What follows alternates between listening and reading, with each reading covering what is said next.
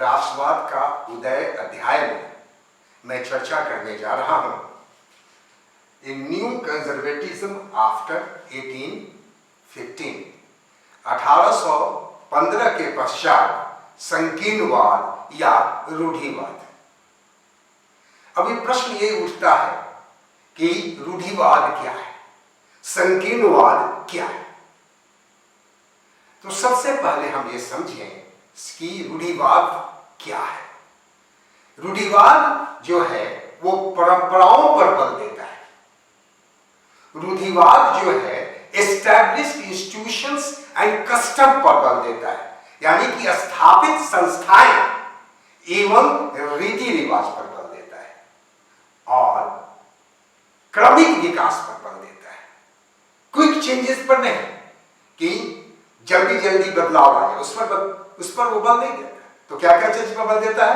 परंपराओं पर, established institution and custom पर, दैट इज स्थापित संस्थाएं एवं रीति रिवाज और क्रमिक विकास।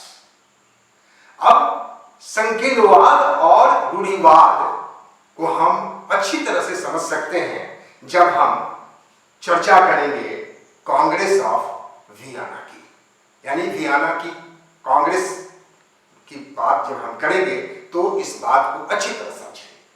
तो सबसे पहले ये समझें कि इसकी पृष्ठभूमि क्या थी। पृष्ठभूमि ये थी कि 4 देश मिलकर एक ग्रैंड अलायंस का निर्माण किए और नेपोलियन को यानी कि फ्रांस को हराने हेतु। अब ये प्रश्न उठता है कि इस ग्रैंड अलायंस में कौन कौन से कंट्रीज थे? वो थे ब्रिटेन, रशिया, प्रशिया और ऑस्ट्रिया। ये चारों देश एक साथ मिलकर नेपोलियन को 1815 में हराए। और इस कांग्रेस का मुख्य उद्देश्य क्या था कि to draw up a settlement for Europe. Europe में एक नए सेटलमेंट, एक नई तरह का राजनीतिक पृष्ठभूमि तैयार करना। और इसका नेता कौन था? नेता था ऑस्ट्रियन चांसलर ड्यूक मेटरनिख। अब क्या हुआ कि ग्रैंड अलायंस और फ्रांस के बीच एक संधि साइन हुई, संधि पर हस्ताक्षर किया गया और उस संधि को हम कहते हैं ट्रीटी ऑफ वियना। अब ये समझें कि ट्रीटी ऑफ वियना के उद्देश्य क्या थे, यानी कि वियना के संधि के उद्देश्य क्या थे और उसके प्रावधान क्या थे।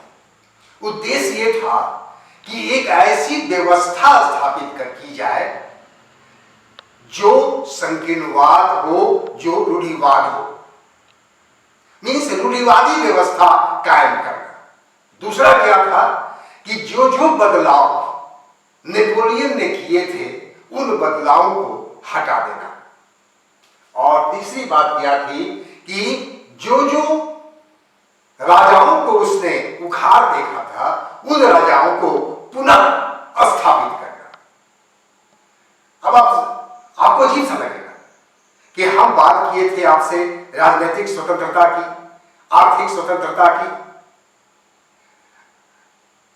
सामाजिक स्वतंत्रता की। अब क्या होने जा रहा है कि नेपोलियन को हराने के बाद एक रूढ़िवादी व्यवस्था लागू करने की विचारधारा आ रही है। अब हम समझे प्रावधानों को। तो पहला प्रावधान क्या था कि रिस्टोरेशन ऑफ बूर्बो डायनेस्टी, यानी कि जो बूर्बो डायनेस्टी को नेपोलियन ने उखाड़ देखा था फिर से फ्रांस में स्थापित हो गया।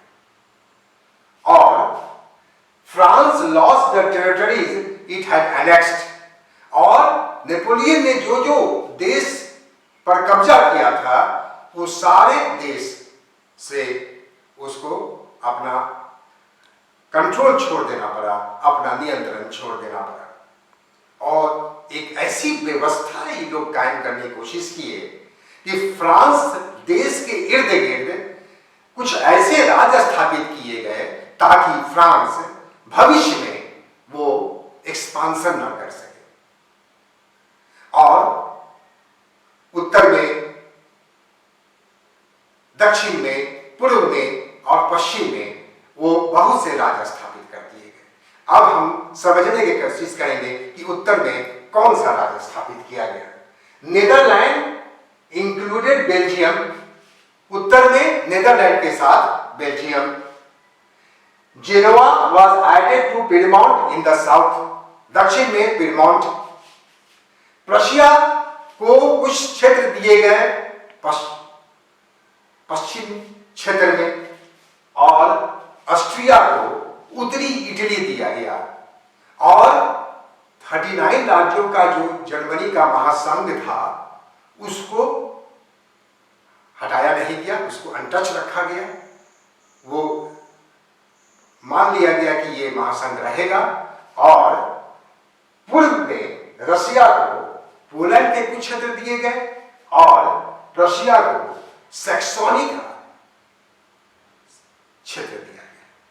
यानी उत्तर में, दक्षिण में, पूर्व में और पश्चिम में विभिन्न राज्यों को यानी विभिन्न देशों को स्थापित कर दिया गया, ताकि फ्रांस भविष्य में वो एक्सपांसन ना कर सके, वो आगे ना बढ़ सके।